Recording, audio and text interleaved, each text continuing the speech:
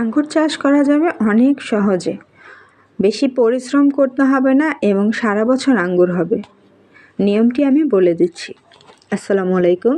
ছাদ বাগানে আঙ্গুর চাষ করা খুব বেশি কঠিন নয়, কিন্তু চাইলেই কিন্তু অন্যান্য শাকসবজির সাথে আঙ্গুর চাষ করা যাবে। দেখুন, আমি উপরে যে রড ছিল, রডের উপরে গাছটি উঠিয়ে দিয়েছি, যে কারণে এভাবে লতা পাতালাযুক্ত গাছগুলো চেষ্টা করবেন একটু উঁচু করে মাচা করে দিতে। এতে করে খুব ভালোভাবে পাতাগুলো বেড়ে উঠবে, গাছটা বড় হবে। যেহেতু শীত চলছে, বেশিরভাগ পাতাই এখন কিন্তু ঝরে পড়ে যাবে এবং নতুন পাতা আসবে।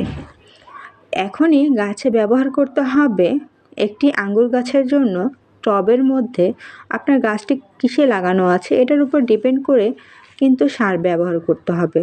আমি একটি ফ্রিজের বাক্সের মধ্যে গাছটি লাগিয়েছি, এজন্য আমি 10 কেজি গোবর সার,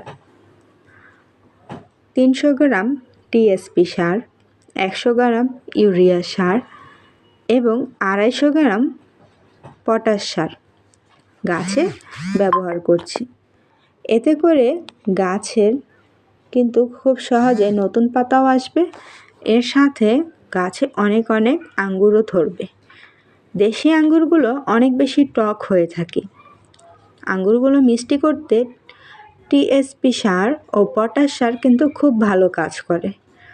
আপনি যদি টিএসপি সার নাও দিতে পারেন, চেষ্টা করবেন পটাশ সার প্রতি মাসে 3 বার গাছে ব্যবহার করতে। 10 দিনে একবার করে হলেও 10 গ্রাম করে 30 গ্রাম মাসে আঙ্গুর গাছে ব্যবহার করবেন পটাশ সার। এতে করে গাছের আঙ্গুরগুলো মিষ্টি হবে। এই যে আঙ্গুর গাছটি, এটা প্রথমে সবুজ রঙের আঙ্গুর হয়, যখন পেকে যায় তখন কালো রঙে ধারণ করে। এই নিয়মটি ব্যবহার করলে গাছে অনেক আঙ্গুর হবে।